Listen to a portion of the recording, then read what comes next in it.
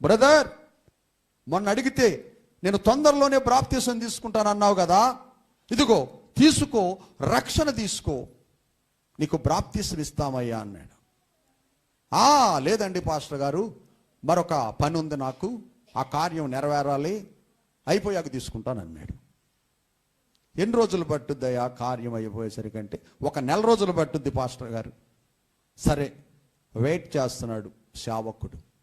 దేవుడు సేవకునికి ప్రేరణ కలుగజేస్తాడు. ఒక వ్యక్తికి ఏదైనా అపాయము సంభవించబోతుంది అని అంటే, ఏదైనా శ్రమ రాబోతుంది అంటే సేవకునికే బయలుపరుస్తాడు దేవుడు. ఈ సేవకుడు అతని చుట్టూ తిరుగుతూ ఉంటాడు, అతనితో మాట్లాడుతూ ఉంటాడు, గృహాన్ని దర్శిస్తూ ఉంటాడు. రండి రండి అని ప్రేరణ వారిని పిలుస్తూ ఉంటారు.